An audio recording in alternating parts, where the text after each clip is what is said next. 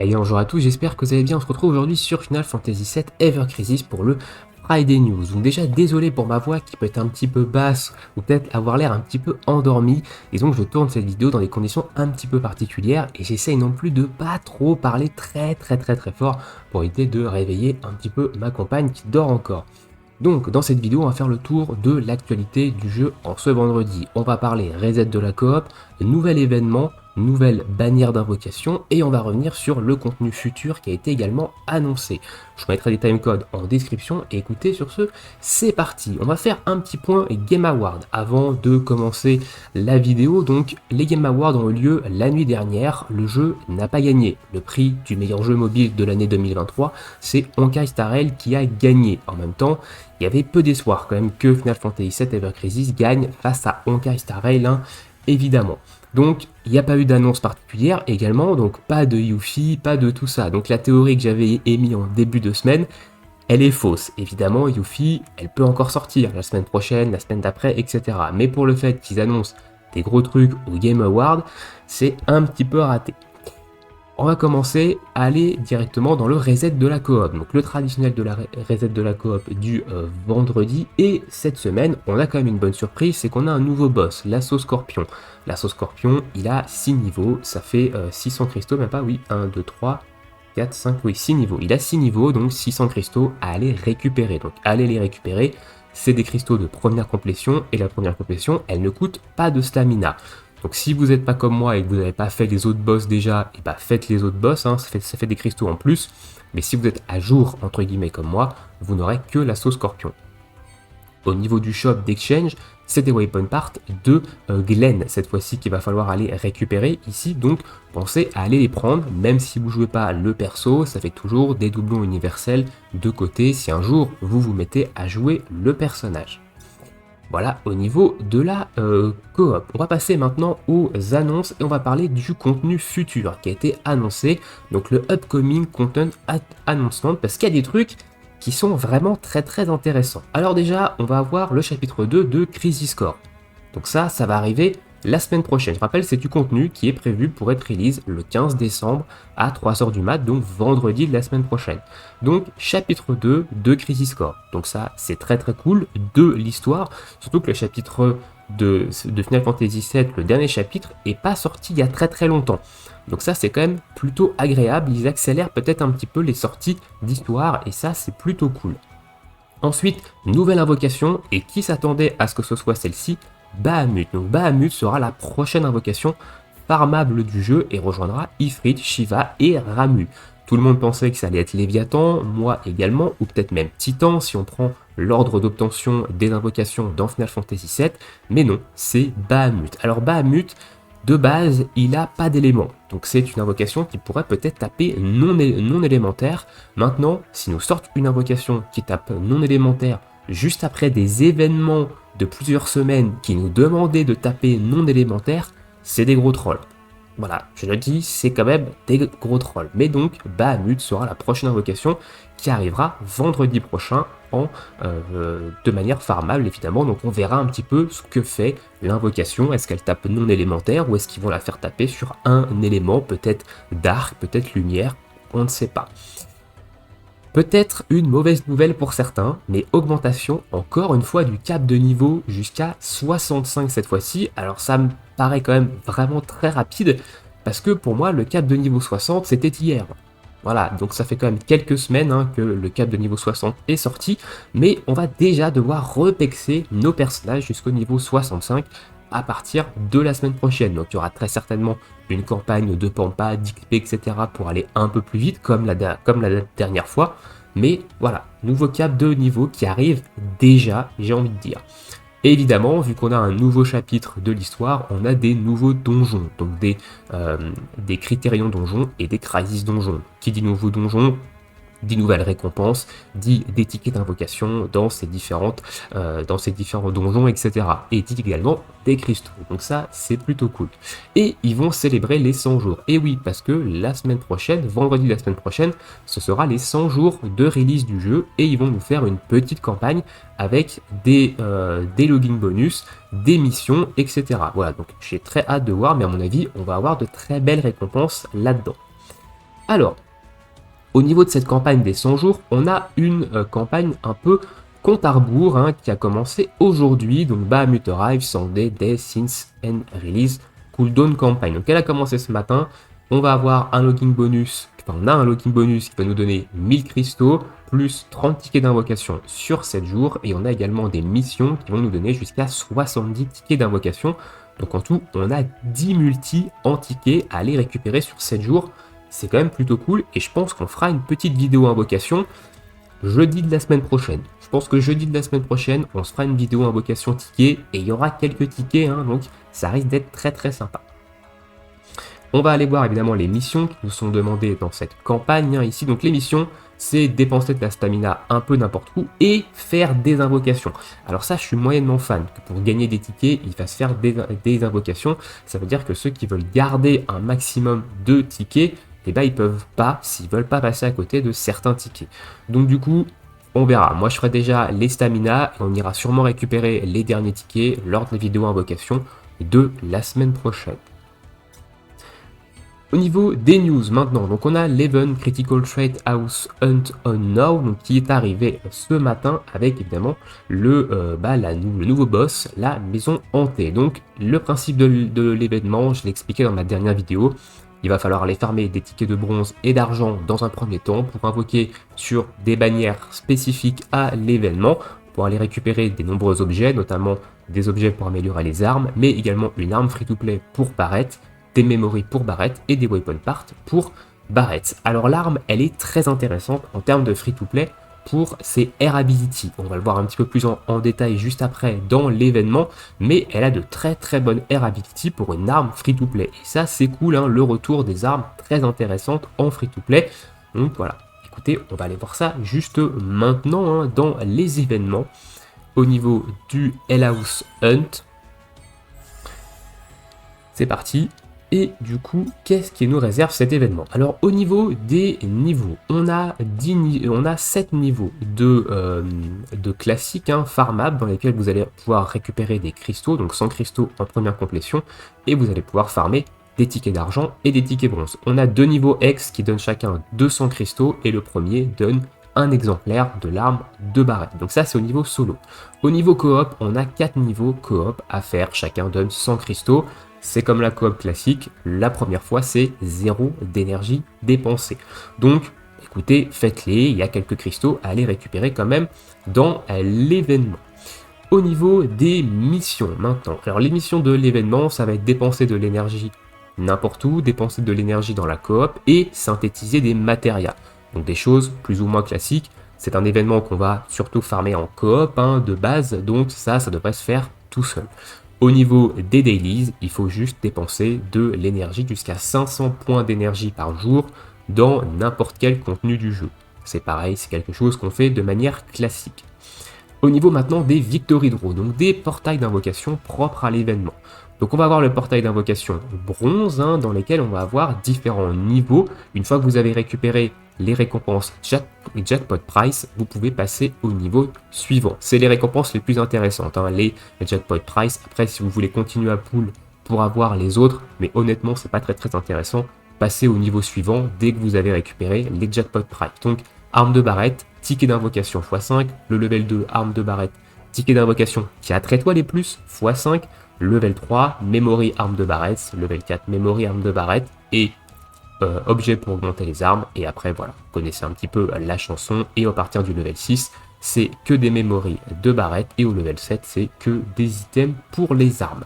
Ça va être un petit peu la même chose du côté du portail des tickets d'argent, hein. Arme de Barrett, 5 étoiles, 5 tickets d'invocation, pardon, level 2, arme de Barrett, et 5 tickets 4 étoiles et plus d'invocation, donc on a une multi 4 étoiles et plus, et une multi classique dans cet événement, couplé à tous les tickets qu'on a avec la campagne de compte à rebours des 100 jours, ça commence à faire quelques multis gratuites là. Hein. Et ensuite derrière, c'est l'arme et des weapon parts, etc. Et là, on a quand même des matériaux 4 étoiles pour améliorer les armes, donc ça reste quand même plutôt intéressant. Voilà, donc c'est un événement qu'il faut farmer, hein, ça peut nous utiliser notre stamina. Moi j'ai des tonnes de toniques en stock, donc c'est plutôt cool. Au niveau maintenant du combat de la maison hantée. il va y avoir deux faiblesses. Alors je m'attendais à ce que ce soit terre et glace, vu qu'on a pas mal d'armes terre qui sont sorties, et notamment des armes glace via les bannières et l'événement de Noël, mais non, ici c'est glace et feu. Alors la maison hantée est beaucoup plus sensible aux dégâts magiques, donc si vous avez un gros Sephiroth ou un gros personnage monté en dégâts magiques, prenez-le, ça va vous faciliter le combat. Mais moi je l'ai passé et j'ai même fait les niveaux solo X1 et X2 avec des teams physiques. Voilà, ça demande juste un petit peu plus de patates quand même au niveau de votre team physique, mais moi je l'ai passé avec des teams physiques. Mais si vous avez un gros Sephiroth magique, ne vous privez pas, prenez votre gros Sephiroth magique. Le combat, il est pas trop compliqué. Elle va commencer par se mettre une barre qu'il va falloir détruire, donc une jauge de force qu'il va falloir détruire avec des dégâts de feu ou de glace. Une fois que vous avez détruit cette barre avec les bons dégâts, vous allez avoir la petite icône des dégâts qu'il faut faire juste au bout de la barre, si c'est feu ou glace. Je crois qu'en général, il commence en solo, il commence par feu et il finit par glace, et en coop c'est l'inverse, il commence par glace, il finit par feu, je crois. Donc une fois que vous avez détruit cette barre, elle va être stun, elle va avoir des debuffs de défense physique et magique, c'est à ce moment-là qu'il faut la bourrer évidemment. Ensuite elle va vous faire une attaque de zone, et ensuite elle va se remettre dans son autre posture avec la barre de l'autre élément qu'il va falloir également redescendre avec le bon élément. Elle va repartir en stun avec les debuffs, il va falloir évidemment la bourrer, et elle enchaîne en fait ce genre de cycle, je ne sais pas combien de fois honnêtement, mais elle enchaîne ce genre de cycle de barre où il faut la détruire avec le bon élément. Voilà, donc prenez bien du feu et de la glace, pas besoin de sigil, et vous avez besoin quand même d'un petit peu de soin sur le niveau X et X2, mais sur le niveau 7 normalement il n'y a pas trop besoin de soin. Voilà un petit peu au niveau de l'événement Hellhouse, et on va passer maintenant à la bannière, l'analyse de la nouvelle bannière avec Iris et son costume de Noël et une arme pour Barrett. Alors je ne pensais jamais dire ça, mais il y a une arme pour Barrett en invocation et une arme free-to-play également. C'est quand même assez marrant qu'il soit nourri de deux armes, une free-to-play et une pour en invocation. Alors on va commencer par l'arme de Barrett. Alors l'arme de Barrett, on va être obligé d'y aller via la liste de souhaits. Alors cette arme, c'est une arme très similaire à l'arme d'Iris de la collab FF9. On va avoir une arme qui va buffer l'attaque magique d'un allié et qui va lui mettre une petite régène. Donc c'est une arme qui peut être intéressante si vous jouez une team avec un DPS magique qui ne peut pas se buffer. Normalement Sephiroth est capable de le faire, il est capable de se buffer en attaque magique, donc c'est peut-être pas utile d'invoquer cette arme si vous avez déjà Sephiroth qui s'auto-booste lui-même, ou même si vous avez Iris qui a déjà cette arme. Mais si vous jouez un Barrett support dans une team avec un DPS magique, cette arme, elle peut être intéressante pour booster votre DPS magique. Mais c'est pas là le plus intéressant sur cette arme, je dirais. C'est une arme de soin. Si vous voyez, elle donne du Air Ability de soin et de la protection contre le feu. Alors la protection contre le feu, c'est par rapport à l'événement de la maison hantée évidemment, mais elle donne un boost de soin, et notamment au niveau de ses matérias. Donc on va avoir attaque, M attaque, mais on va avoir un nouveau slot de matérias qui arrive, qui est présent sur cette arme là, mais également sur l'arme d'Iris qu'on verra juste après.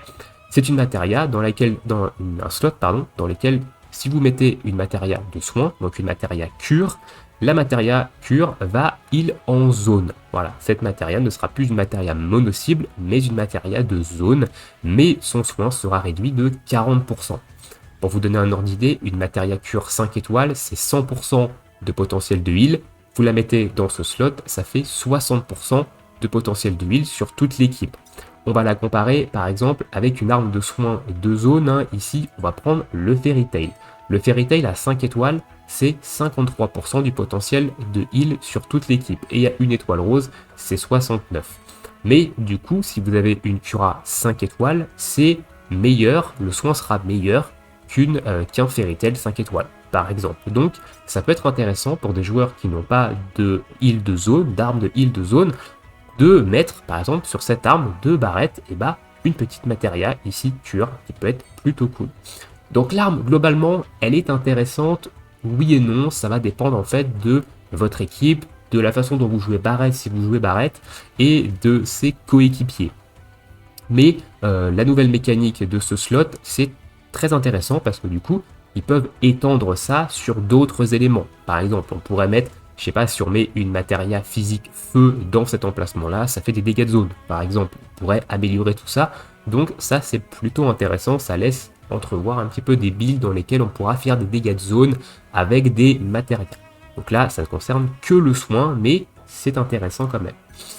Au niveau maintenant de l'arme d'Iris et de son costume. Son costume, il est splendide. En plus, sur la version PC, avec les graphismes, honnêtement, il est incroyable. Il est incroyable, il est beau, il est détaillé, il est vraiment très joli. Le costume d'Iris. On va parler des statistiques, donc DHP, c'est excellent d'avoir des HP sur un costume. Et on a ici un Ice Mastery. Ice Mastery, c'est 20% de dégâts de glace en plus. Les Arcanum, c'est 35%, les Mastery, c'est 20%. Voilà, notez ça un petit peu si vous voulez savoir, est-ce que c'est un gros boost ou pas. Mastery 20, Arcanum 35. Donc 20% de dégâts de glace, mais surtout, il y a des HP, et ça, c'est très intéressant sur un costume. Au niveau de son arme, du coup, c'est une arme qui va taper glace et qui va diminuer la défense magique de la cible de 2 rangs avec un potentiel de mid. Donc vous ne pouvez pas aller jusqu'à -3 si vous l'avez en 5 étoiles. À partir de 1 étoile rose, on gagne un potentiel de height, mais le debuff reste en mid de base et en full, on est toujours sur du mid height, c'est juste les dégâts qui vont augmenter. Donc c'est une arme qui peut être intéressante pour une Iris support dans une équipe où vous avez un DPS magique, par exemple. Parce que réduire la défense magique, c'est toujours intéressant, et passer un plus des petits dégâts, c'est plutôt cool. Mais ce qui est le plus intéressant, je trouve, ce sont ses Air Ability. Elle a une très grosse Air Ability de M-Attack, l'équivalent de la balle d'Eagle de Lucia en P-Attack, par exemple. Donc si on la full, elle est sur du 54 de M-Attack et du 36 de boost High Spots. C'est une excellente arme à mettre en sub sur un Sephiroth DPS de glace magique, par exemple, parce qu'elle va vous donner beaucoup de M-Attack et beaucoup de glace potentielle. Donc ça, c'est vraiment une bonne arme à mettre en sub pour un DPS de glace, et même sur Iris, si vous la jouez main DPS magique, c'est une très bonne arme également pour elle. Au niveau de ses matérias, elle a également le slot de healing sur tout le monde. Donc ça peut transformer votre Iris en un espèce de sub DPS magique healing avec une matéria cure dans cet emplacement-là et vous ne lui mettez pas d'armes qui soignent en zone. Ça peut être également une option.